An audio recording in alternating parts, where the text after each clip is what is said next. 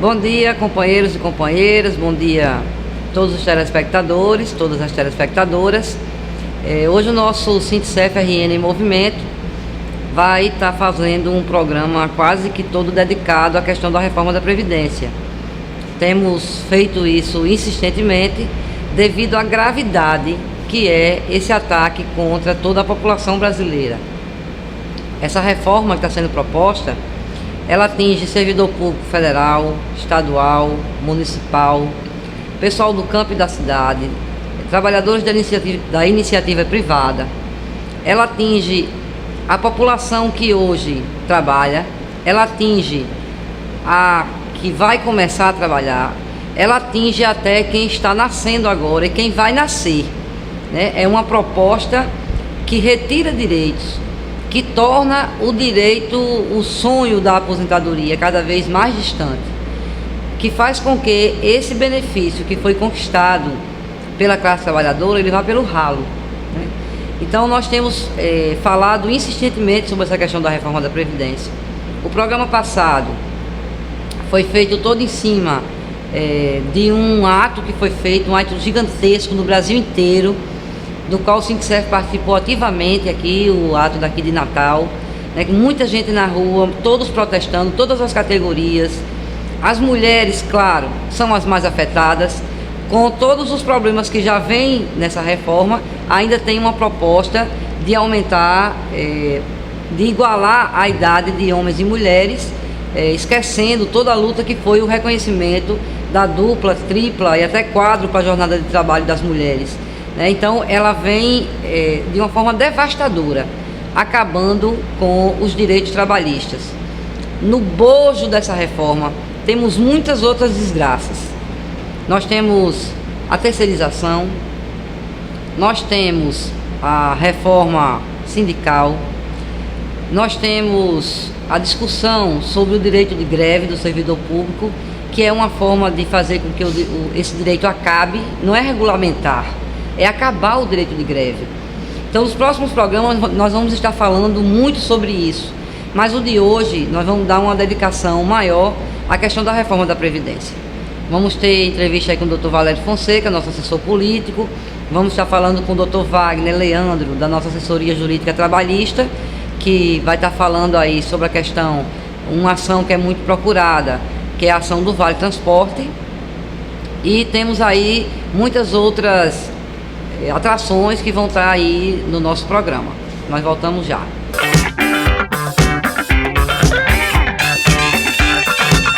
Estamos aqui agora com o Dr. Wagner Leandro, que vai estar falando aí sobre essa questão da ação do Vale Transporte. Dr. Wagner, muito obrigado, estreando no nosso programa Sintcef em Movimento. Obrigada por ter aceitado o nosso convite. Sempre às horas. E seguinte, a questão do Vale Transporte, que todo mundo tinha direito, recebia no contra-cheque, né? E as pessoas acham que esse direito acabou. Esse direito não acabou. É que quando houve aquele conjunto de ações feitas no governo Lula, que juntou as gratificações do nosso salário, o nosso salário base passou a ser de um valor, ficou com um valor alto, que descontado 6% para o Vale Transporte, não valia a pena. O valor que era descontado, os 6% do salário, ficava maior do que o valor que você pagaria de transporte. Então não é que é um direito que acabou, o direito continua valendo, só que não valia a pena para o servidor. Só que muitos servidores moram num local e trabalham em outro, não é isso? Isso. E também a esses servidores foi negado o Vale Transporte. E aí eu queria que o senhor falasse como é que surgiu essa ação, para quem tem direito a essa ação, quem deve procurar assessoria e de que forma. O servidor público teve retirado o auxílio de transporte e procurar as razões disso não teve resposta. Logicamente, procurou assessoria jurídica do sindicato e muitos desses servidores nos procuraram tardiamente. 2012, 2013, eles chegaram a questionar sobre essa retirada e a prática nos levou a concluir que a administração pública retirou simplesmente com a razão de que o servidor público não podia receber auxílio de transporte por ele estar indo ao local de trabalho com um veículo próprio. Digamos assim, a justificativa do serviço da administração pública nessa retirada do auxílio de transporte foi com esse argumento de que o servidor público, por se utilizar do veículo próprio, ele não tinha direito mais de receber auxílio de transporte. Então foi retirado o auxílio de transporte com base nestes argumentos. O que é que acontece? O STJ entendeu que esta razão não era o suficiente para se retirar o auxílio de transporte. Então o judiciário começou a conceder essas ações do auxílio de transporte, restabelecendo o seu pagamento, com base em, se você se desloca da sua residência para o local de trabalho, você tem um gasto. E esse gasto, ele só é pago pelo servidor público um percentual de 6% do seu vencimento básico. O resto, ele é para ser arcado pelo poder público, pela administração pública. O gasto do excedente desses 6% é pago pela administração pública. O cálculo é simples. O servidor público vê o valor do transporte. Veja bem, não se pode calcular o auxílio de transporte, o gasto do auxílio de transporte, com o seu gasto pessoal, digamos assim, de combustível. Se você tem um veículo, claro que seu gasto vai ser maior do que o seu transporte num veículo coletivo. Vamos dizer assim, se você reside, exemplo, se você reside em São José de Mipibu e você trabalha em Canguaretama, seu gasto com veículo vai ser diferente do seu gasto com ônibus, com transporte coletivo. Agora, nesta ação de auxílio de transporte, é importante você ter em mente o gasto que você teria com o transporte coletivo, porque o parâmetro que o judiciário vai usar para calcular seu auxílio de transporte vai ser o seu gasto do transporte coletivo, é o parâmetro. Então, exemplo, a passagem não interessa o seu gasto com combustível, isso aí o judiciário não pode ter como parâmetro, ele não pode fazer o cálculo do seu auxílio de transporte com base no seu gasto pessoal de combustível. Se você tem uma moto, é claro que seu gasto de combustível vai ser inferior, o valor vai ser inferior do que o do veículo. Então, qual é o parâmetro? O transporte coletivo. Então, se a passagem, é um exemplo, não sei quanto custa, mas se porventura uma passagem de São José de Mipibu para Canguaretama, esse é um exemplo, você de São José de Mipibu para Brejinho, São José de Mipibu Natal, for R$10, como é que você calcula o auxílio de transporte? É simples, R$10, São José de Mipibu, Canguaretama. Você tem que fazer essa multiplicação por 2. Não interessa se você vai para Canguaretama ou volta para casa para almoçar. Você não pode multiplicar. O vale-refeição. O auxílio-refeição. Então você tem que fazer essa multiplicação por 2. É a ida e a volta. A ida e a volta. O seu gasto com auxílio de transporte é a ida e volta. Então, a gente me questiona se pode também fazer esse cálculo do almoço, no caso do horário de almoço. Não. Você multiplica 10 para ir, 10 para voltar dá 20 R$20, vezes 22, porque o parâmetro que a lei manda. 22, você multiplica por 22. O número de dias úteis. Perfeito, 22 dias úteis. 22 vezes 10, 220. Se você recebe R$1.000, é um exemplo, 6% de R$1.000, 60. 220 menos 60, 160. O governo, você paga 60 e o governo federal paga 160.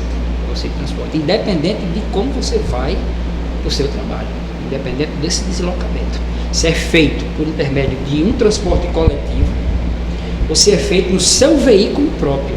Isso aí o judiciário já é jurisprudência, já é maciço o posicionamento do judiciário. Não tem o que se discutir, mas a administração pública vai retirar o seu auxílio de transporte, porque ele não tem Primeiro, você chega no departamento pessoal, você não vai encontrar nem o requerimento para fazer o pedido de pagamento do auxílio de transporte, porque não existe.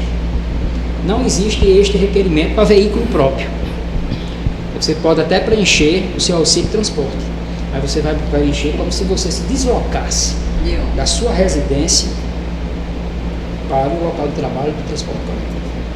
Então, o servidor público tem que botar em mente que, independentemente de como ele vai ao seu local de trabalho, se vai no veículo próprio ou vai de transporte coletivo, faz esse cálculo. Na dúvida, procura a assessoria jurídica do sindicato, que a gente orienta se é para ele receber ou não.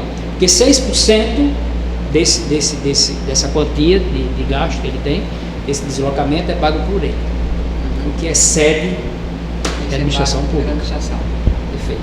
Ok. E que tipo de documentação teria que ser levada para ingressar com essa ação?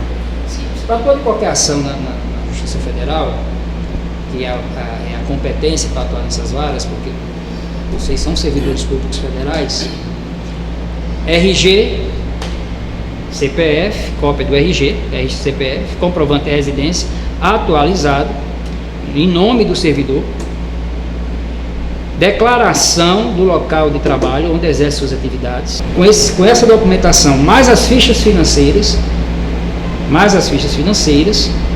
que é para comprovar também a retirada do auxílio de transporte. A pessoa não recebe, né? Traz essa documentação e a gente ingressa com a ação. Ok. Inicial. Então, pessoal, olha aí, quem tem... É simples de fazer o cálculo, certo? Você tem que se informar de quanto é o transporte público, quanto seria isso, vezes 2, que é ida e volta no dia, vezes 22, que é o número de dias úteis que se usa como parâmetro para fazer o cálculo. E se esse valor... E você também vai pegar o seu salário base e também fazer quanto é que sai 6% dele. Se o que você gasta com o transporte, mesmo que você vá de carro, mas o parâmetro é o transporte público, como ele já explicou. Se o que você gasta aqui é mais do que o que você vai descontar aqui, você tem que ingressar com essa ação, tá? Então, assessoria jurídica, todas as quintas-feiras à tarde, tem plantão no sindicato, atende também no escritório terças, quartas e quintas pela manhã, porque à tarde está no sindicato. Então você junta essa documentação e procura de imediato, porque cada mês que você não entrar, vai ser um mês que você vai estar perdendo para trás. Porque além de pedir esses últimos 5 anos, você pede também a implantação, né? Assim, doutor Wagner? É o restabelecimento, ou seja, o retorno do pagamento do auxílio de transporte e os atrasados dos últimos 5 anos. E, em resumo, teve retirado o auxílio de transporte, é bom vir para a assessoria jurídica, ao encontro da assessoria jurídica para retirar as dúvidas. Não fique com a dúvida. Teve retirado em seus contra-cheques o auxílio de transporte, procura a assessoria jurídica, que a gente vai auxiliar no retorno ou não, se no caso não houver esse direito. Então vamos ficar atento aí para não estar perdendo de estar recebendo um direito que é seu todos os meses, né? Então muito obrigada, doutor Wagner, por ter vindo.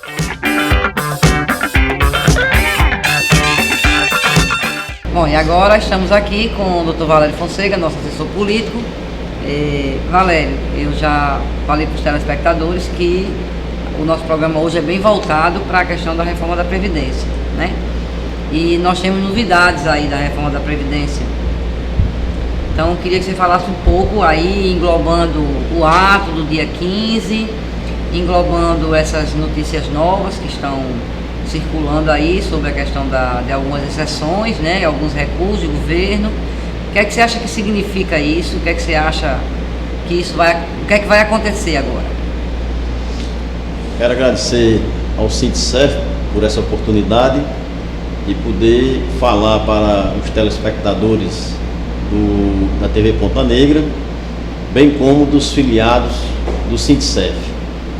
A reforma da Previdência, na verdade, ela visa impedir, né, que o cidadão e a cidadã tenham direito à aposentadoria.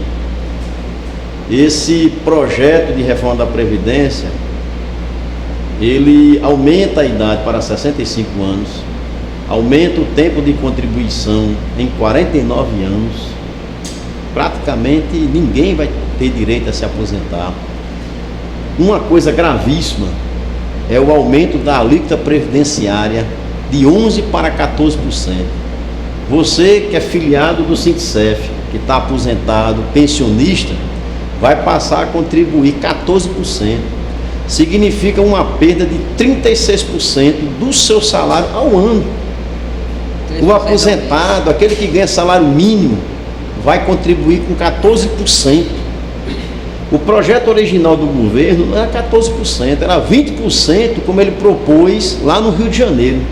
Você viu as mobilizações do Rio de Janeiro, o Pezão, governador do Rio, propondo 20% de contribuição previdenciária? Era a mesma coisa.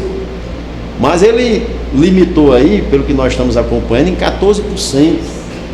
O trabalhador aposentado que fica revoltado, que tem que continuar pagando a Previdência, 11%, agora vai pagar 14%. Então essa reforma da Previdência, ela vem para retirar direitos de se aposentar e para reduzir o salário de aposentadoria. O pensionista poderá ficar ganhando menos de 50%. Por quê? Porque o projeto do governo diz que a mulher fica com 50%, a mulher ou o homem, e 50% é dividido entre os filhos menores. Na medida em que os filhos menores forem completando a maioridade, diminui 10%, até eliminar todos os filhos menores do direito à aposentadoria ou à pensão. Sem falar que a grande maioria dos nossos filiados já não tem filhos menores, ou seja, de cara já ficaria restrito à esposa ou ao esposo, dependendo de quem for a morte. Pois bem, os servidores públicos federais, que já tem uma perda considerável na sua remuneração, já que é excluído o auxílio transporte, é excluído o auxílio alimentação, algumas gratificações, ele naturalmente já tem uma perda no salário aí de 20%. E o governo quer mais impor uma perda aí, um aumento da contribuição previdenciária. Inclusive, a idade de 65 anos, que eles dizem que o governo, que a população está vivendo mais. Não é verdade isso.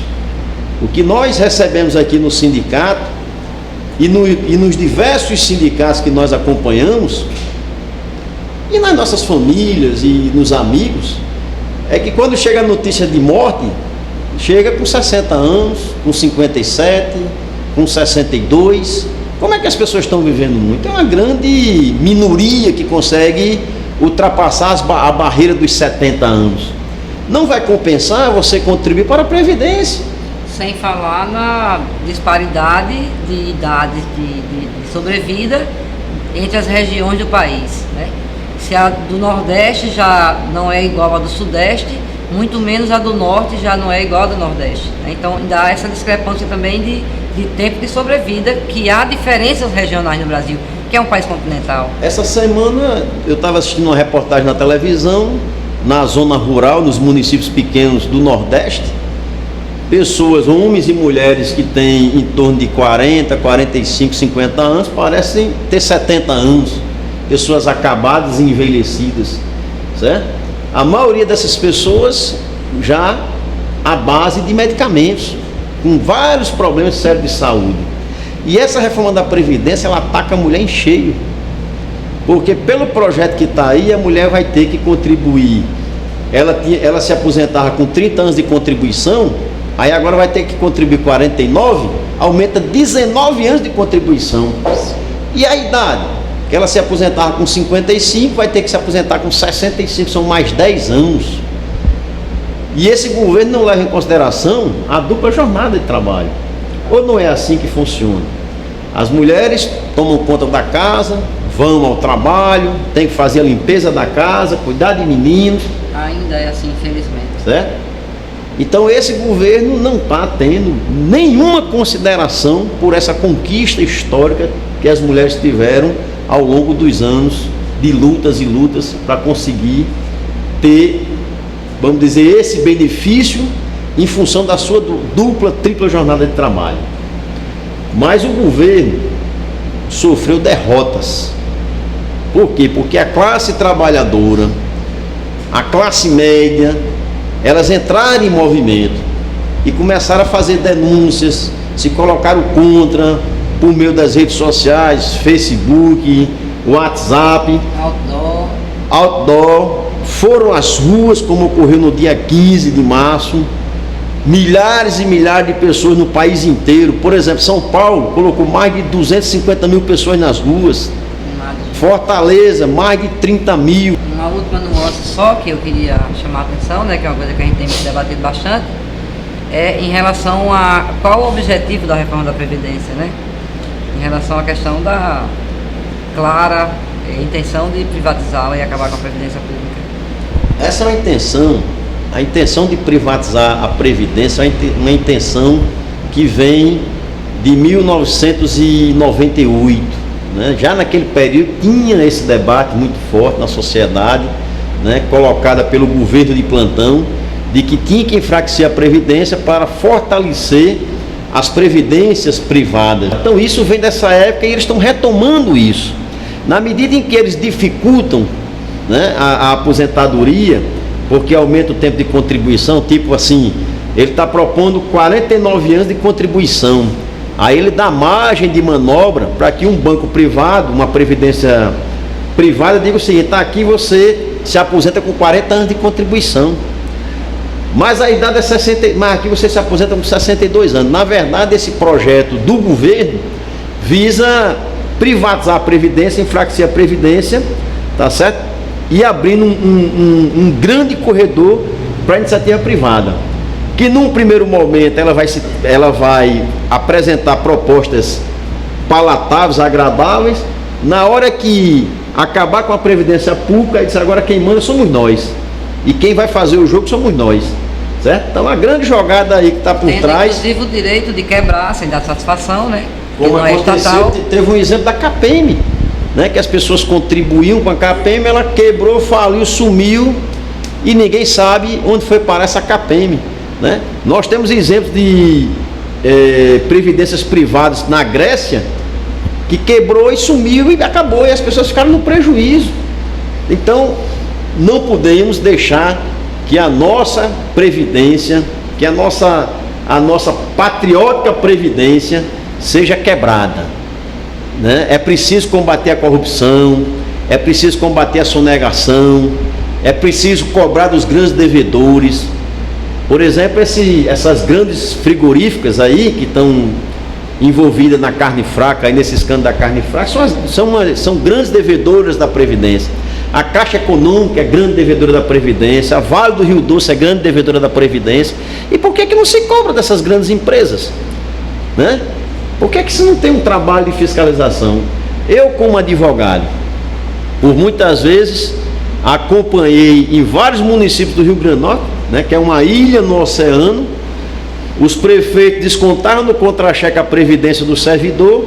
Quando você chegar aqui no INSS e pedir uma declaração de quantos anos de contribuição já existia daquele determinado servidor, e não existia nada. Por quê? Porque o gestor de plantão desviava o dinheiro. E por que não tem fiscalização? Por que não se coloca o setor do INSS para fiscalizar se as prefeituras estão repassando, por exemplo, né, que são também é onde existe uma grande sonegação, né, por conta do desvio, certo? Então é preciso colocar o setor de fiscalização do INSS nas ruas, fiscalizando, acompanhando, né? E todos os prefeitos, né, isso me referindo a um ente público, ao município, né? Todos os prefeitos, quando deixassem o mandato, teriam que obrigatoriamente comprovar o pagamento, né, dessas verbas dos seus servidores, o mínimo que poderia ser feito, né? E que tem as contas aprovadas, e muitas vezes, como eu acompanhei vários casos, e na verdade existiam dívidas gigantescas com o INSS, né? Veja só para concluir, descontava no contra-cheque do servidor municipal e não repassava para o INSS. Ok, e por último, né, só essa questão que esses pequenos recuos, né, que o governo está dando, que absolutamente tem a ver com as grandes mobilizações que estão tendo nesse país e com a grande rejeição, inclusive com o escracho, né, nas redes sociais, nos outdoor, dos deputados e senadores que estão apoiando, né? E o pessoal, o povo está dizendo, se você votar, você não volta, né? Essa é a nova... Se você votar, você não volta. Então eles estão preocupadíssimos com isso. Mas esses pequenos recursos do governo, é preciso que a gente fique atento, porque você tem um monstro, né? Você tem um monstro e aí você vai e troca a orelha do monstro. Bota a minha, bonitinha, né? Pega a minha orelhinha e bota num monstro. Deixa de ser um monstro? Não. Primeiro, minha orelha não é tão bonita assim, né? É quase orelha de topogijo. Segundo, que não é a minha orelha que vai fazer o monstro deixar de ser monstro, tá? Então, é preciso a gente ver que o governo está aproveitando esse recuo para dividir a classe trabalhadora que até então estava unida e forte em torno do mesmo objetivo. É preciso que a gente continue nessa unidade, é preciso que a gente continue forte, não é isso, Valério? Então, só para a gente concluir aí, a gente manter essa mobilização, manter essa unidade. Querendo dizer que a mobilização continua. Já hoje vai ter uma reunião das centrais sindicais para definir uma nova data de mobilização nacional. E é importante que o servidor filiado do sindicato, que a população em geral esteja nas ruas. O Sintcef, juntamente com outras entidades, fez um grande ato no dia 15. Saímos de frente do Ministério da Saúde, com carro de som, com nossas faixas, ocupamos as ruas e fizemos um grande ato unificado no centro da cidade, com mais de 5 mil pessoas, outros dizem 10 mil pessoas. 15 mil pessoas. 15 mil pessoas, né? Então fizemos um grande ato e é preciso colocar muito mais do que isso, certo? Então nós precisamos manter a nossa unidade, não ter divisão entre nós, pressionar eles para que eles se dividam e não votem essa reforma da Previdência, enterrar esse projeto da reforma da Previdência. E você que está nos assistindo, viu? Tem que dizer nas redes sociais que aquele deputado, aquele senador que votar a favor da reforma da Previdência em 2018, ele não volta.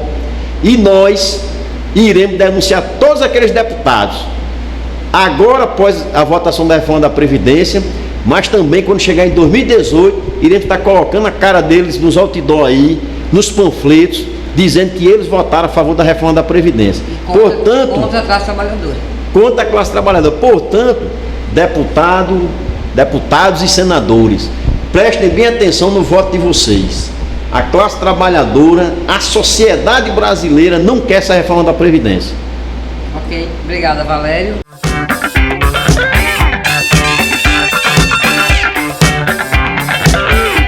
Estamos finalizando mais um programa do Sintcef em Movimento, agradecendo aí a audiência de todos e todas. Em relação a esse tema da Previdência, né? Você que é filiado ou filiada, nós temos essa cartilha, né, que foi produzida pela CSP com lutas e seus diversos sindicatos aqui no estado. Uma cartilha muito didática, muito simples de ser lida, né, que é bem importante, com as principais informações sobre essa questão desse projeto de reforma da Previdência.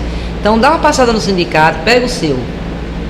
Para os locais de trabalho, nós temos esse cartaz também aqui, que também está muito tranquilo, né? Muito fácil de ser compreendido, colocando as principais diferenças entre as regras atuais e as regras que iriam valer caso essa reforma fosse aprovada, que não vai ser, porque nós não vamos deixar. Todos contra a reforma da Previdência, não podemos deixar que esse monstro se concretize, né? Lembrando, né, o que está em voga aí, se você votar, você não volta, né? Não esquecer de dizer isso aos parlamentares que foram eleitos com o voto das pessoas. E esses mesmos votos, eles são necessários para os eleger novamente em 2018, né? Então precisamos dizer, se você votar, você não vai voltar, tá? Então, até o próximo programa e vamos aí aguardar as novas informações.